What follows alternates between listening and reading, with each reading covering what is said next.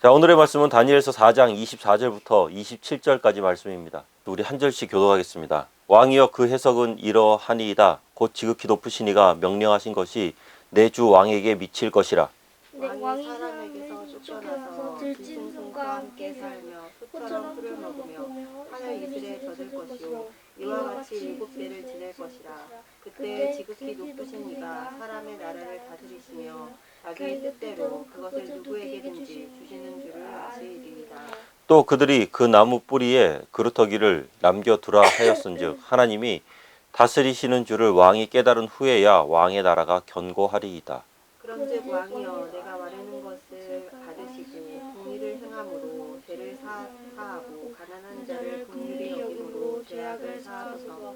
그리하시면 왕의 평안함이 혹시 장구하리이다 하니라. 아멘. 세계 최강국의 바벨론의 왕이었던 느부갓네살이 어느 날 꿈을 꿉니다.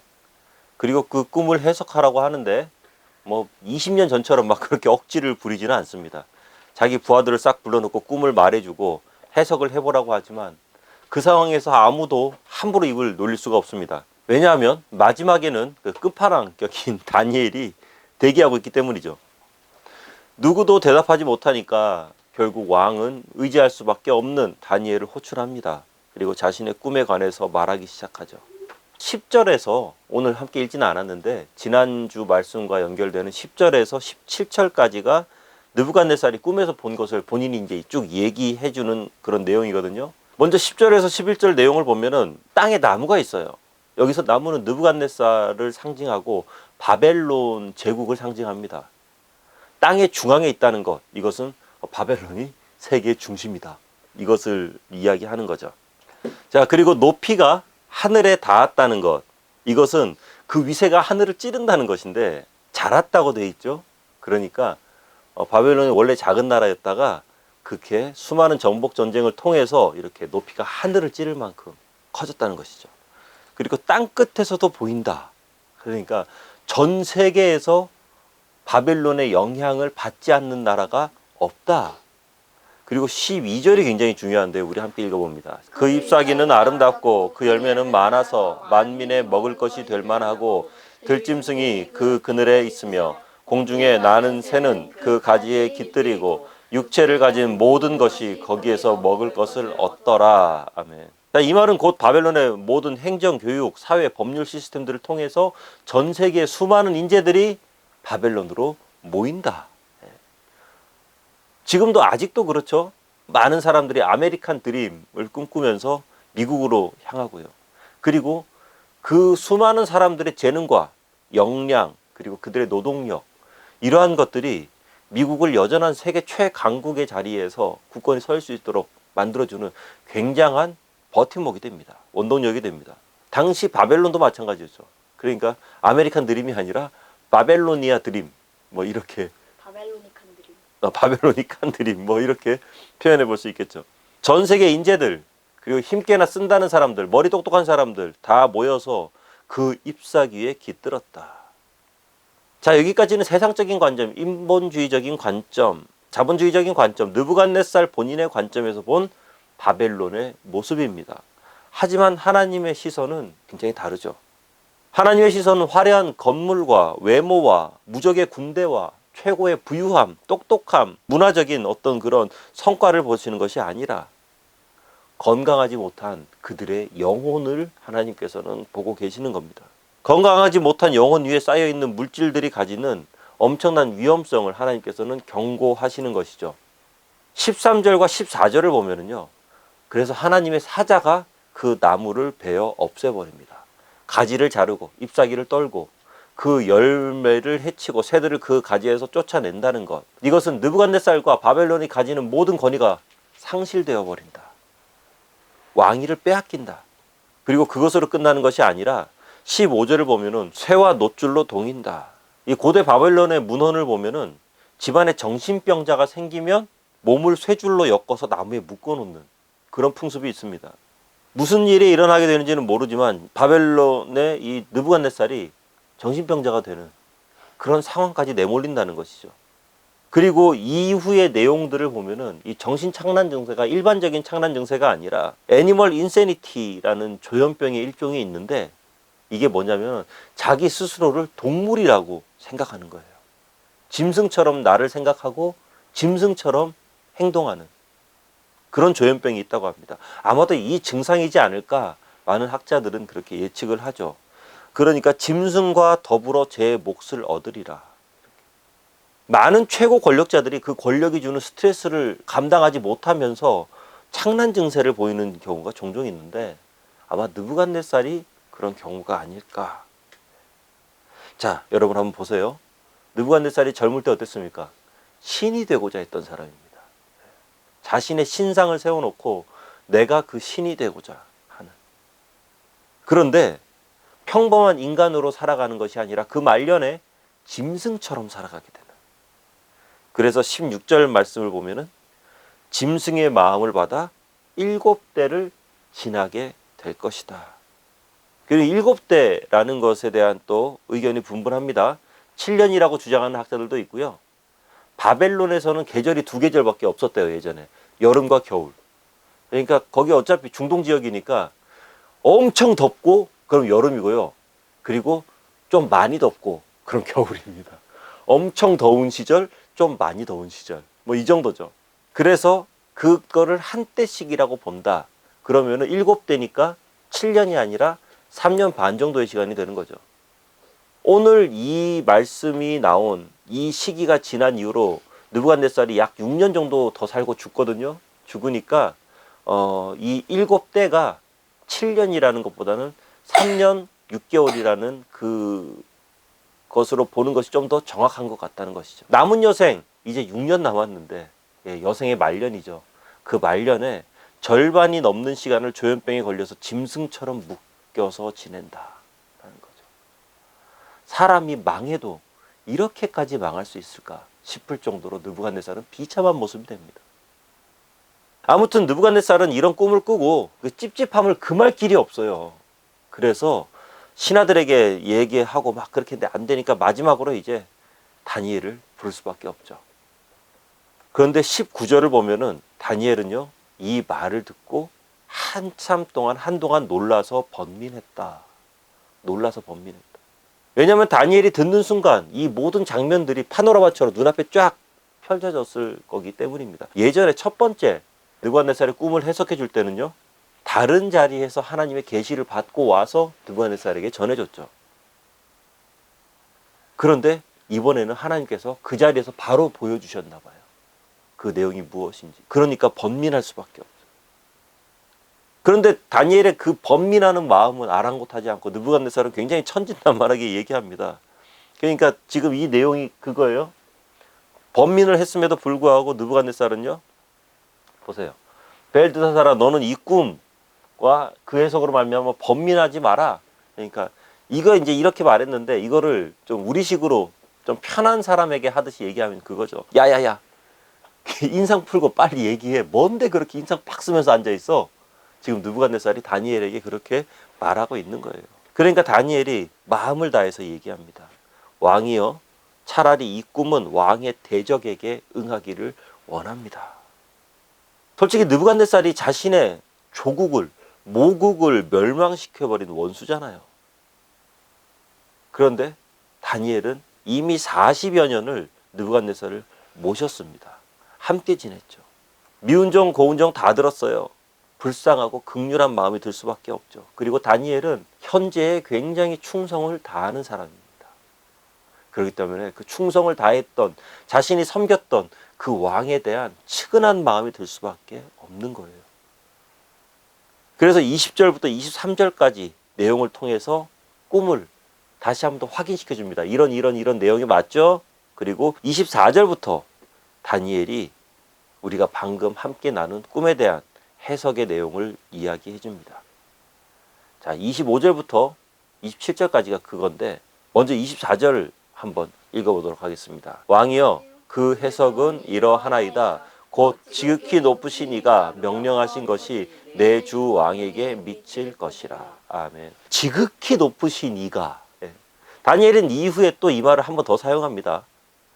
느부갓네살이 다니엘을 불러놓고 지난주에 함께 나눴잖아요. 뭐라고 말했어요? 내가 벨드사살이라고 이름 지어진 다니엘아, 나의 신이 함께하는 다니엘아 라고 이렇게 하면서 다니엘을 이렇게, 그리고 하나님을 살살 이렇게 깎아내렸거든요.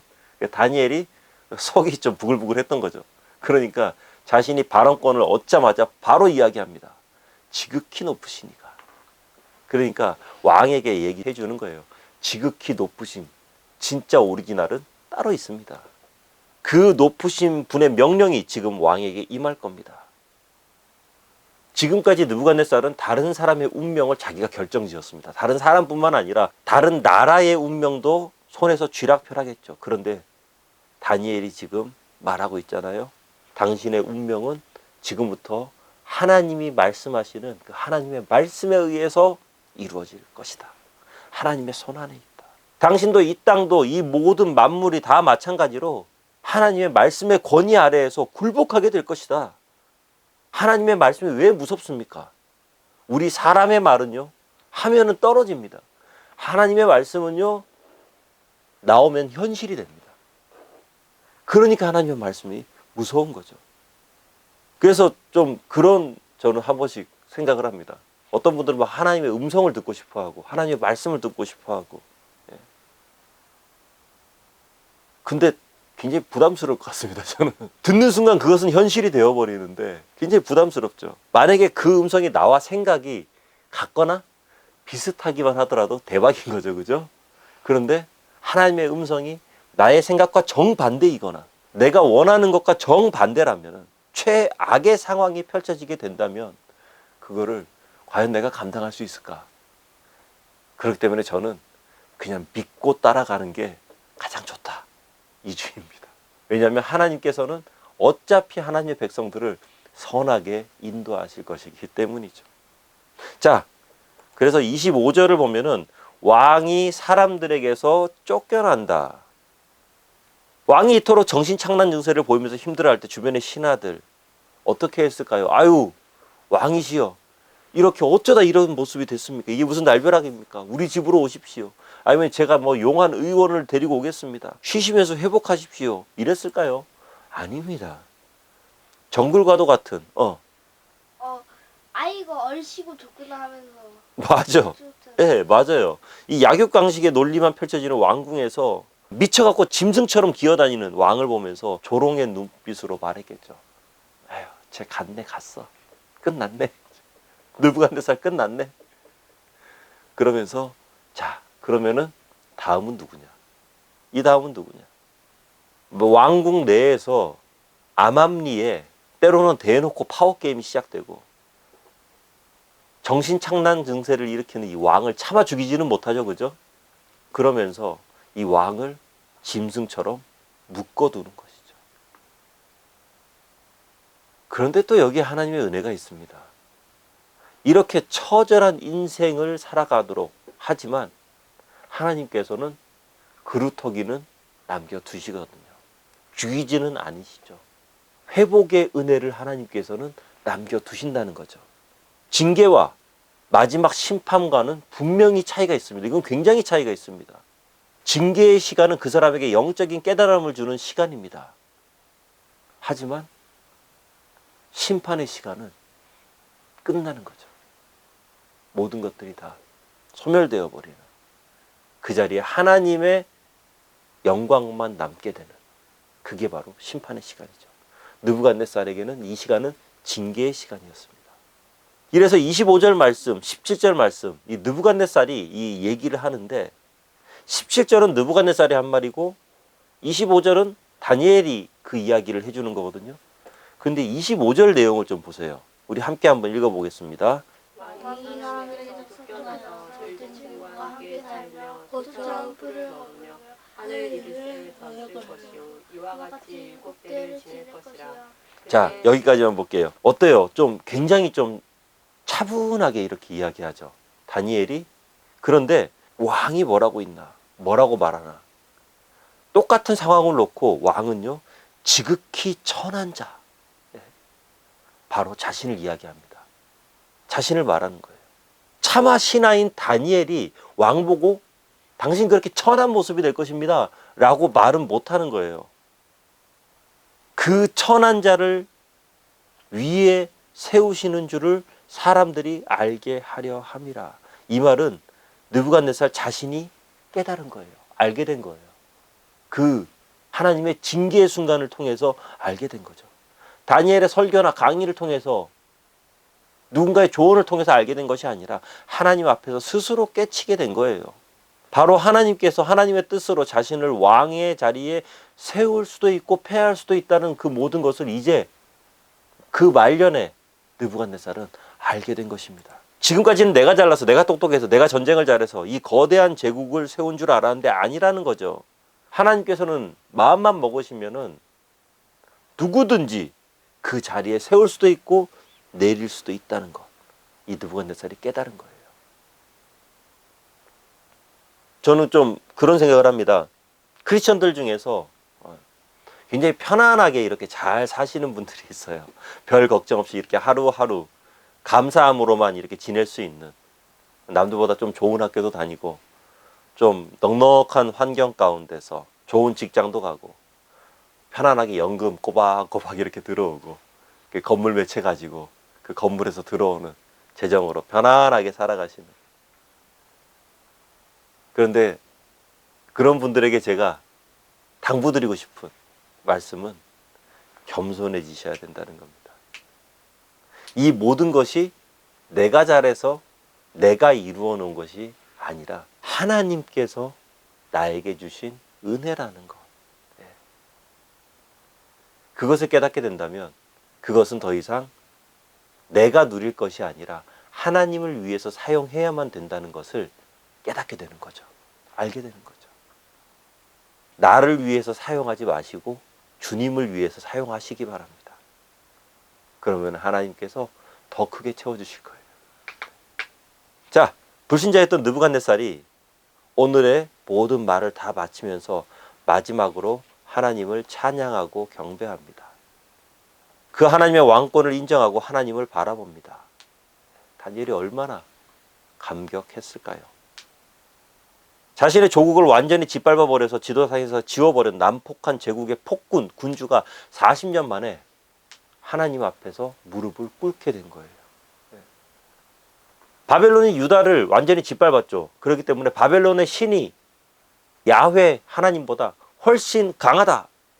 그런 마음으로 느부갓네살은 살았을 것이고, 수많은 이스라엘 백성들은 하나님이 바벨론의 마독보다 못하다. 그런 영적인 갈등 가운데 살아갈 수밖에 없었던 하나님의 백성들이 하나님을 경배하는 왕의 고백을 듣고 얼마나 감격에 떨었을까. 역시 하나님은 살아계시는구나. 하나님이 약한 것이 아니라 내가 못나서 내 삶 가운데 하나님의 영광이 드러나지 않는 것뿐입니다. 하나님이 약하신 것이 아니라 내가 그 통로 역할을 제대로 하지 못하는 것뿐이죠. 사랑하는 여러분, 기독교가 세상 사람들에게 핍박당하고 손가락질당하고 온갖 구설수에 때로는 휘말린다고 할지라도 하나님께서 이 세상을 다스리시고 통치하시고 만왕의 왕이고 만주의 주시라는 사실은 절대로 흔들리지 않는다는 사실 잊지 마시기 바랍니다. 그리고 그 사실을 가슴에 품고 이 세상 가운데 하나님께서 원하시는 삶을 살아가시기 바랍니다. 다니엘처럼. 그렇다면 우리는 분명히 다니엘 이상의 선한 영향력을 이 땅 가운데 펼쳐낼 수 있게 될 것입니다.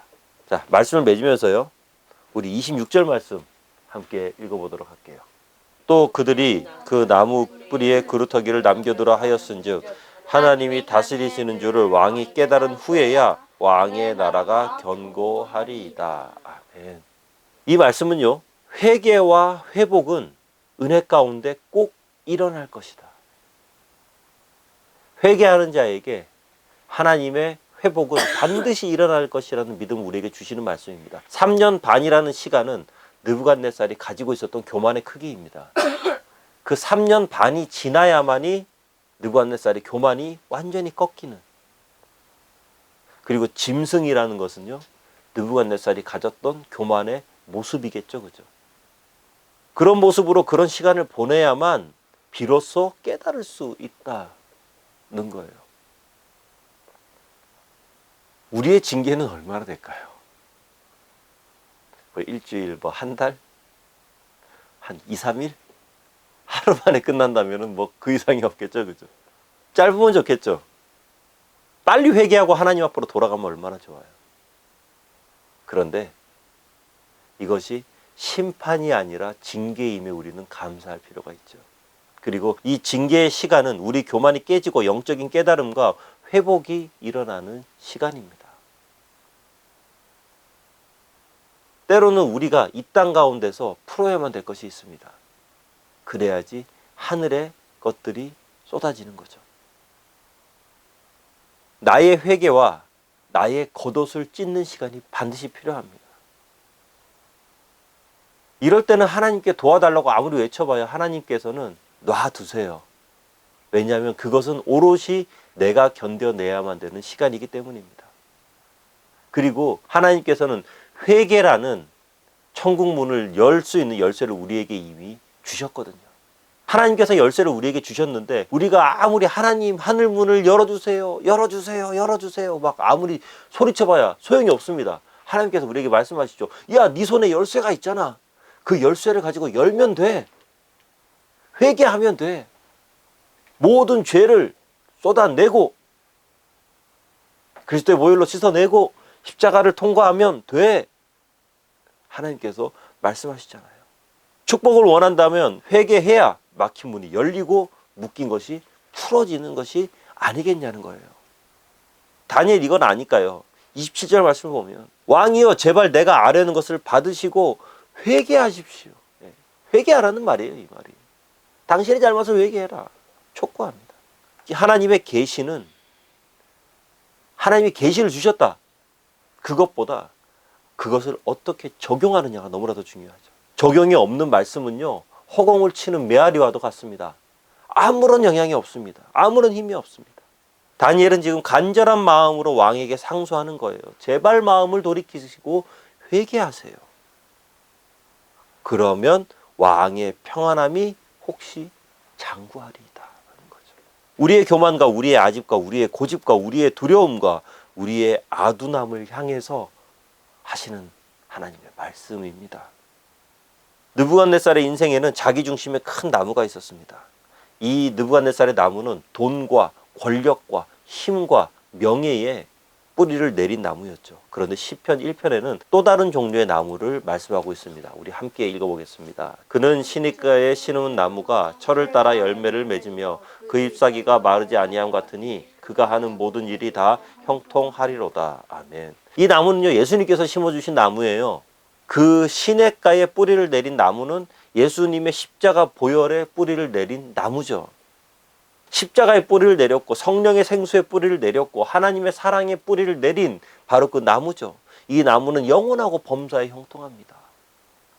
사랑하는 여러분, 여러분들은 무엇에 뿌리를 두고 계십니까? 지금 나에게 가장 큰 힘을 주는 것, 가장 큰 용기를 심어주는 것, 그리고 지금 나에게 가장 큰 기쁨을 주는 것, 그것이 어떻게 보면 내가 뿌리를 내리고 있는 것입니다. 만약에 그것이 하나님의 은혜가 아니라면, 그리고 하나님의 말씀이 아니라면, 기도와 성령의 은혜를 향한 목마름이 아니라면, 그러면 나는 지금 이 세상의 죄악된 어딘가를 향해서 뿌리를 내리고 있는 건지도 몰라요. 그리고 그러한 삶은 결국 하나님의 징계를 받게 되는 삶이 되어버리고 맙니다. 하나님께서 경고하실 때, 오늘의 말씀을 통해서 우리에게 말씀하실 때 삶에 잘못 나가고 있는 그 뿌리를 뽑아서 하나님의 은혜로 옮겨야 됩니다. 그리고 때로는 그것을 뽑기 힘든 경우가 있어요. 너무 많이 나갔다면 엄청난 아픔이 있을지라도 그것을 잘라내야 됩니다. 그리고 성령의 은혜로 십자가의 보혈을 향해서 뿌리를 다시 내려야만 돼요. 쉽지 않죠. 하지만 해야 됩니다. 그 과정이 조금 고통스럽고요. 그 과정을 통해서 좀 큰 대가를 지불해야만 한다 할지라도 때로는 이 과정을 통해서 삶의 기반이 흔들릴 수도 있어요. 하지만 지금 흔들리는 게 훨씬 이익입니다. 더 많이, 더 깊이 뿌리를 내리게 되면 더 크게 흔들리게 될 거예요. 더 많은 대가 지불이 필요합니다. 그러니까 지금 하는 게 훨씬 이익이에요. 시간이 지날수록, 세월이 지날수록 하나님의 징계는 더욱 고통스러운 시간이 됩니다. 그리고 그 징계를 재앙으로까지 받아들이게 되는 상황으로 갈 수도 있어요. 부디 모든 삶의 뿌리를 하나님을 향하시기 바랍니다. 그리고 이웃들을 향해서 우리의 열매를 내어 주시기 바랍니다. 그렇게 할 때 우리는 하나님께서 기뻐하시는 삶을 살아갈 수 있게 될 것입니다. 그렇게 살아가시길 주의 이름으로 축원합니다. 기도하겠습니다. 하나님, 우리의 뿌리는 어디를 향해 있습니까? 우리의 삶의 모습은 무엇을 향해 있습니까? 그것이 하나님이 아니라면, 그리고 어떠한 하나라도 하나님 이외의 것에 우리 마음을, 우리의 뿌리를 두고 있다면 하나님, 어떠한 대가를 지불하더라도 지금 당장 뽑아버릴 수 있도록 하여 주시옵소서. 고치도록 하여 주시옵소서. 예수님 이름으로 기도합니다. 아멘.